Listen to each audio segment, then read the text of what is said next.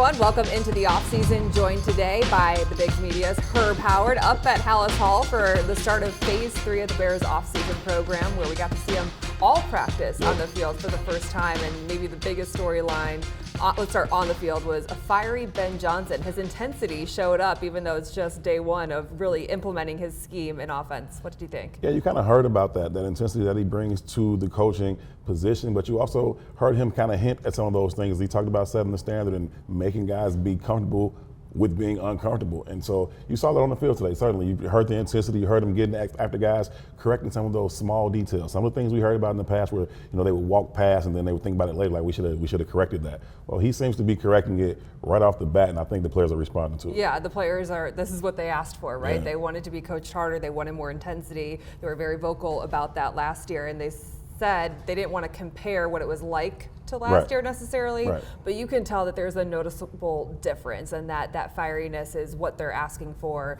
and what they're wanting, and they think it'll show up and translate to wins on the field. I think it's very, very refreshing. I think you can feel that, and everybody's optimistic this time of year. They tend to say the right things, but this seems very genuine in terms of how they are receiving the coaching that they're getting. We talked about Ben Johnson and his intensity. I also feel like the assistant coaches are a little bit more involved in players' ears as they go throughout the drills. Like I was watching Al Harris, it's almost like touch points that they make with the players of talking to Jalen Johnson, Jaquan Brisker. We know he has a relationship a little bit with Dennis Allen. They are talking his helmet off. It seems like a very intentional conversation.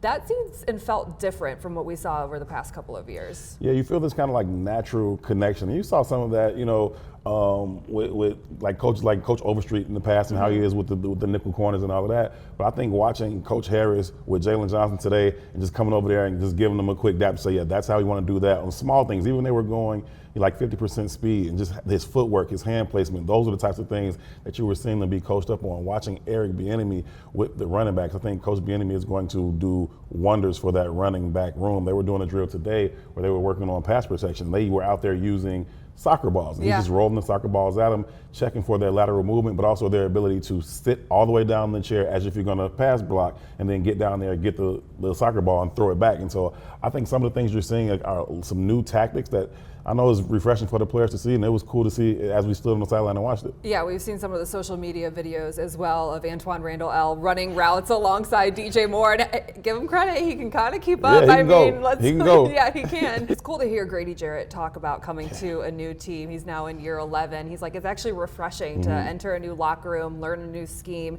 hear from different coaches. And I loved his story about Gervon Dexter, who was the one that initiated meeting him down in Miami along with some of the other D linemen. Montez Sweat was there. I'm blanking on some of the other guys who were there. But he was like, it meant a lot to him that Gervon had reached out, brought him down there, and they got to meet before coming here to Hallis Hall. To me, that held a lot of weight for one, the maturity of Gervon Dexter, and also just I think Grady Jarrett is going to be in a ton to this locker room. Absolutely. I think I could listen to Grady Jarrett talk about what he had for breakfast this morning and it'd be entertaining to me. I just like his energy that he brings to the locker room, the leadership, the experience, but also him acknowledging that leadership that he saw from Gervon Dexter and getting all those guys together.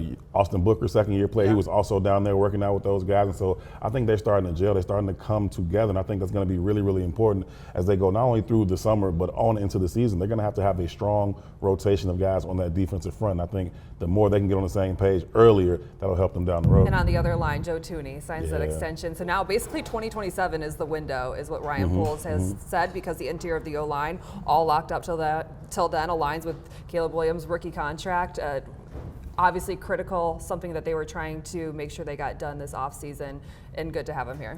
Yeah, that's one of the most important units on any football team, is that starting group of offensive linemen and developing that cohesiveness to play together, right? And again, that'll happen a little bit more when you put the pads on, but knowing who those guys are going to be barring injury is a really, really good thing. It's a level of stability, quite frankly, the Bears haven't had around here in quite some time. There have been so many different combinations of starting offensive lines that the Bears have had to kind of rotate through. Once they settle what's going to take place at the left tackle position, they got the other floor spots figured out.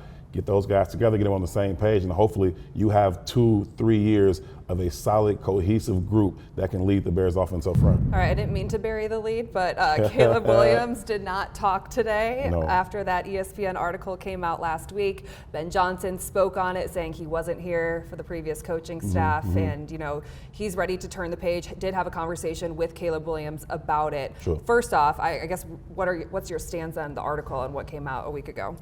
Not surprising. I think we all kind of heard those rumblings. I think when there's that much smoke about something, there's usually at least a little bit of fire to that. And, the Bears denied it. Caleb's camp denied it when it first came out. But now we know that part was a little confusing, because if you're going to deny this thing is happening, then why are you on the record with another reporter about it? It's going to come out eventually, but I don't think it's a big deal.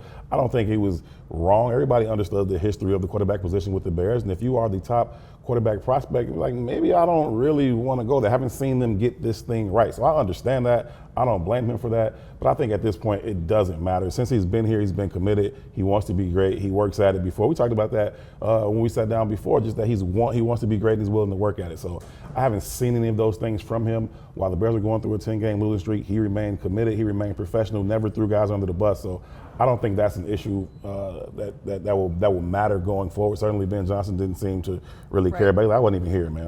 Whatever, you know what I mean? So I get it, why it's a conversation, but I don't think it's a big deal. And when he was asked about it's where quarterbacks go to die, as in the Bears, he's like, I love the narrative. It's a good way to write a news story. Were you surprised Caleb didn't address it right off the bat? Yeah, I'm kind of surprised that we didn't get to hear from Caleb today. I don't know if that was an organizational decision or if it was a Caleb decision, but either way, those questions are going to come. The sooner they can address them, get it out of here, the sooner you can move on from that story. I think until you hear from Caleb on some of those things, this story will continue to be talked about on the radio programs and on the news programs and TV. Like, just get out in front of it, deal with it for 1 10-minute press conference, and then you never have to address it again. All right, Herb Howard, appreciate your time. He has plenty more weeks to do this. There's 3 more weeks of OTAs and mandatory minicamp. Thanks for joining the offseason. Always a pleasure, Cassie. Thanks for having me. Still to come on the offseason, Luke Canellis made the trip to Hallis Hall, and we go over our observations from Bears OTAs.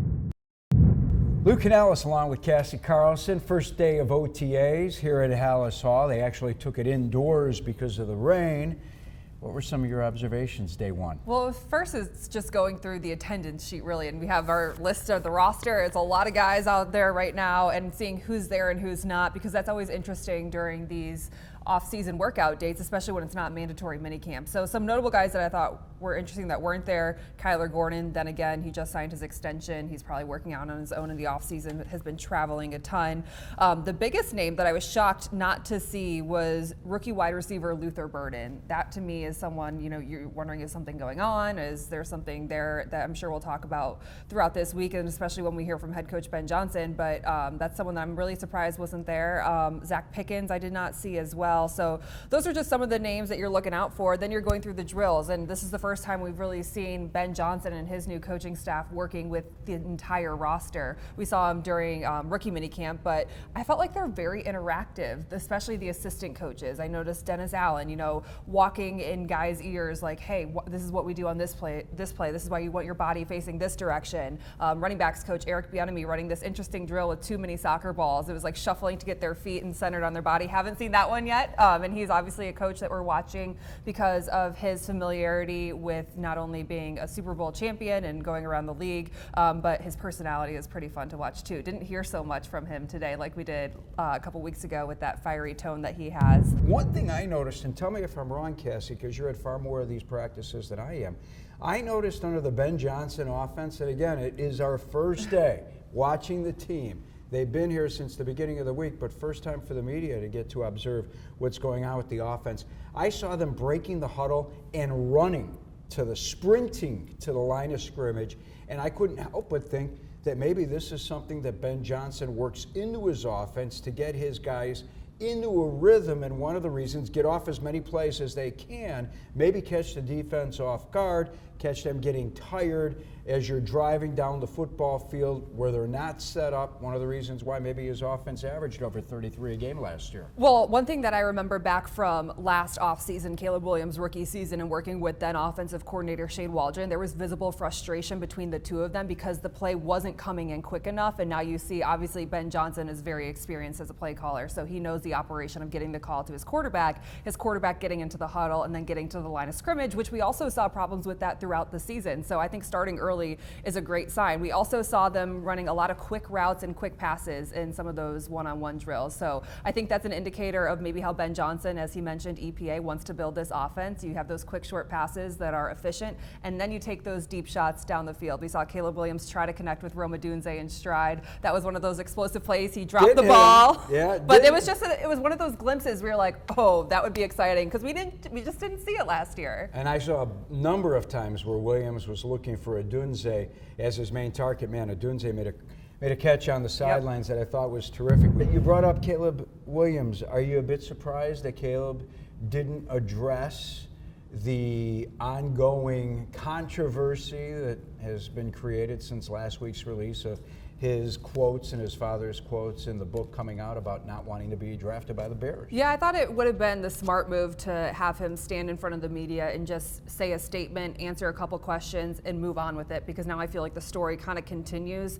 until he does speak, and we don't know when that's going to be. So say it's 2 or 3 weeks from now, we're still going to be talking about what Caleb Williams said and what his dad said. Well, it's a bigger story now because he didn't talk about it. Exactly. I mean, we're going to talk about it regardless, but he could have, because he's not talking, we're like, well, why is he not talking? I think it's always good to just get out in front of it, address the obvious. It's out there. He knows it's out there. Instead of trying to almost hide behind it, now Ben Johnson's going to be asking or answering questions about what Caleb Williams said. His teammates are going to be answering questions about what he said. So I think it's always better just to come out and say your piece. And I also think now is the perfect time because you do have a new head coach. Like, a lot of what was said in that article had to do with the previous regime and Matt Eberflus and Shane Waldron, particularly with not knowing how to watch film. And I'm sure that's something that, especially now that it's out there, Ben Johnson has talked to Caleb Williams about, and I'm sure they have a plan going forward. So if there's a plan going forward, you should be able to answer that question easily. Well, if there's any feeling out there that maybe Caleb Williams didn't work hard enough his rookie season, I can tell you this, in his second season,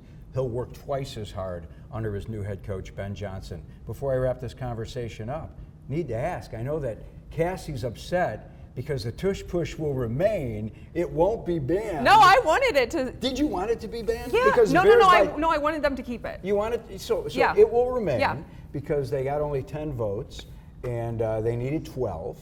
So they were 2 votes short. A bit surprising that they got as many as 10. The Bears were not one of those teams that wants the tush push to remain. They wanted it gone. Not going to happen yet. Well, I just, to me, it's like, it's part of sport is finding competitive advantage, and the Eagles obviously have that nailed down thanks in fact to their offensive line as well as their quarterback skill set, and they found this way to be super successful with the tush push. And I just feel like all these other teams like go out and find a way to stop it. I think that's to me where that's like the fun of sports, right? Like, you're good at something, you're going to obviously use that to your advantage as much as possible. And if no one can stop it, like, to me, it's like almost like a jealousy thing. Like, we wish we could do it, but we can't. Can't wait till the Eagles play the Packers. Since the Packers are they're the one that banning the tush push, I think that they'll run the tush push 30 times against Green Bay and run it right down the Packers' throats. Again, OTAs next week. We'll have the opportunity to talk again on Wednesday to the players and take a look at what's been going on out there on the football field with Ben Johnson, Dennis Allen, and Declan Doyle. Then 3 days of minicamp, and then one more OTA, which is a bit surprising to me. Yeah, and usually that's where like no one shows up. No one shows up because remember, the veterans it's not are mandatory. like, the veterans are like, it's time to take a break. It's time for summer. But it's good to see like the guys like Jalen Johnson. Great to see Jaquan Brisker back on the field for the first time. Saw him talking with Dennis Allen a lot, so I know he's so excited because he missed out on last season. But good to see some of those veteran guys. Montez Sweat show up. I think it's so important with the new staff to set that tone early. And as Grady Jarrett wearing number 50? Yeah, it's an interesting one. I kind of caught off guard. Yeah. I was expecting a number. Well, numbers can change. Numbers can change between now and the start of the season. But I like that people are trying to prove themselves because Ben Johnson said there's really no depth chart at this point, and there's a ton of guys who are going to have to prove themselves with this new coaching staff. I love it. All right, make sure you follow us on Fox 32 Chicago, Fox Local. What am I missing? Fox YouTube channel. Everywhere. Everywhere, all over social media. Cassie will be covering the Bears on a regular basis. I'll be up here as well. We are your home of the Bears, Fox 32 Chicago. The draft is done and the schedule is out, so who should you be putting your money on this season? Betting expert Joe Ostrowski joins the show to give us all the latest on future bets across the league. Welcome back to the offseason. With the Bears schedule released, everyone is going through week by week to determine what their record is going to be. And to break down what Vegas is saying, we're talking to Joe Ostrowski. You can hear him on Bet Sweats Monday through Friday from 8 to 11 a.m. on BetMGM Network and Sundays on BetMGM Game Day on 670 The Score from 7 to 10 a.m. Joe, thanks for coming on the offseason. We appreciate your time. Thank you for having me, Cassie. Looking forward to breaking this down. Yeah, let's start with win totals because they have the second toughest strength of schedule. What's the over-under on the Bears win total for 2025 with new head coach Ben Johnson? Well, you look around the roster everywhere, whether it be coach, offensive line, the quarterback should be better in year number 2. Everything should be improved, right? It's the exact same as a year ago. It's 8.5. And the story a year ago was what? Bears over. Because that's what Bears fans do every single year. They bet on the Bears over. It doesn't matter how many times they've been burned. Right now, Cassie, the number one bet on any win total of all 32 teams is the Bears to go over 8.5 because we know how Bears fans are. Never mind that the under has come in 10 of the last 11 years. Ever since they fired Lovie Smith, it's gone over once. That is not supposed to happen. I said 9-8 was like my feel good, but I also did put money on the over last year, and obviously, didn't win much. All right. The NFC North was the toughest division last year. Lions lose both coordinators. With that being said, there's change with J.J. McCarthy, the starting quarterback now in Minnesota. How is Green Bay going to look now that they add a couple more receivers? Who's the favorite to win the NFC North? Yeah, so, I'm sure you would agree with this. There's no way you have as many wins in the division as we had last year. 15, 14, and 11 in those top 3 spots. That is tough to repeat. I don't think that's going to happen again. We were just talking about the win totals, and the betting markets are like, no, the Vikings aren't going to do that again. They had 14 wins last year, and it's at 8.5. Wow. That's just because of the quarterback change you would expect, right? Technically a rookie quarterback jumping in with J.J. McCarthy, as you mentioned. Now, the Vikings, yes, they're the favorite. They probably should be the favorite. They're about even money. And if I'm making a prediction, yes, I would say the Lions are the team. The Lions are the favorite, and they probably should be the favorite. But as you mentioned, the 2 coordinators leaving scares me. Are you going to be able to replace that? And how everything's gone for them. You mentioned the Bears' tough road schedule. Well, the toughest road schedule in the NFL, it's Detroit. It seems like most years things have kind of fallen in their lap. When they go on the road, they go to a lot of domes. That's not really the case this year. It's going to be much more challenging for Detroit. So Detroit's the favorite. The second favorite is Green Bay. And then the Bears and Vikings, same exact win total, same odds to win the division. They are plus 450. What about conference championships and Super Bowl matchups? Who are people putting money on early? Okay, so here's what's funny. Ever since Pope Leo was announced, the betting handle on the Bears to win the Super Bowl has increased by 157%. You're kidding. No.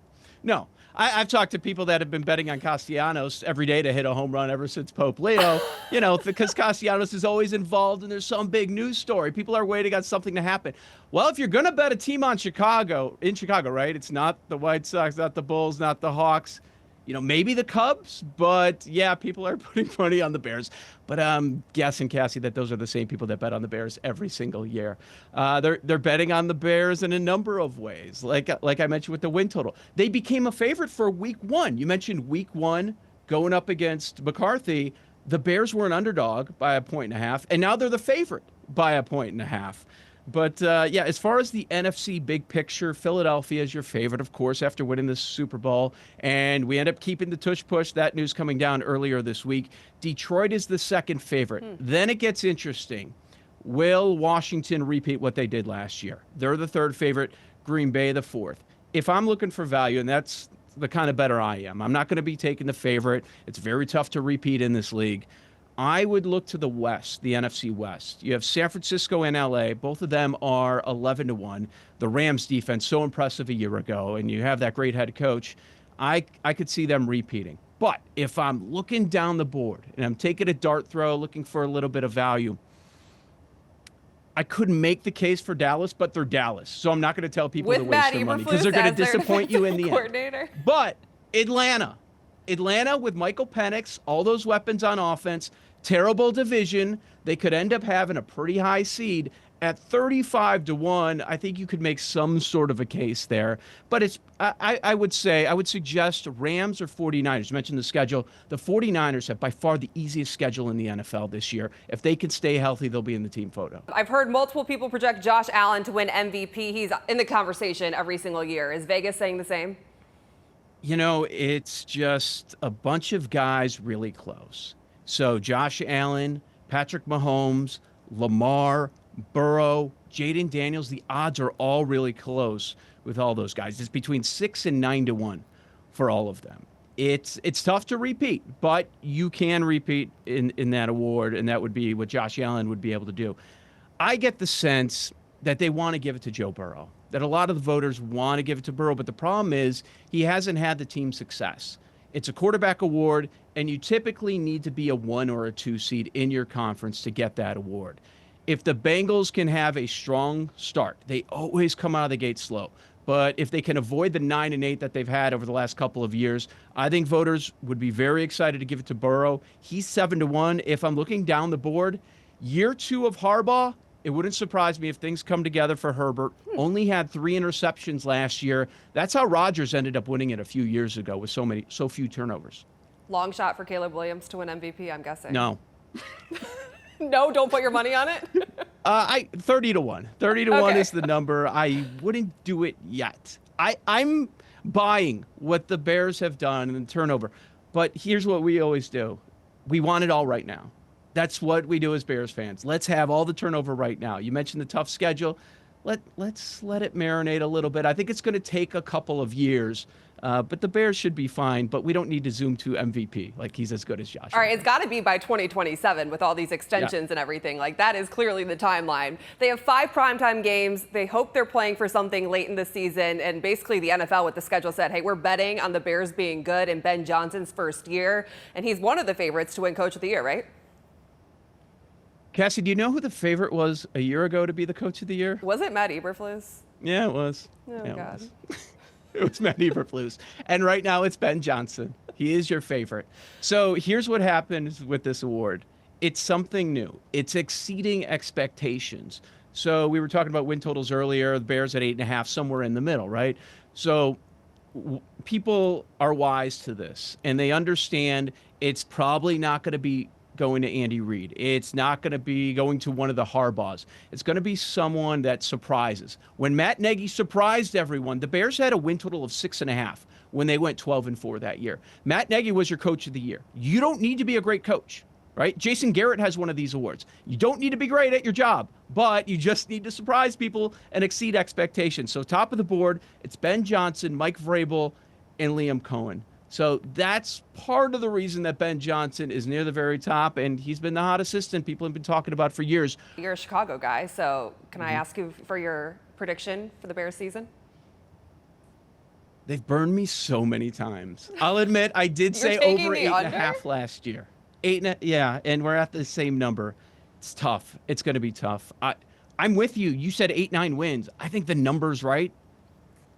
I think 9-8 is probably where they end up, but oh God, we're hoping history does not repeat itself, and that, coaching and getting the hottest candidate on the market maybe leads to a couple more wins in some of those late game situations that we're all too familiar with.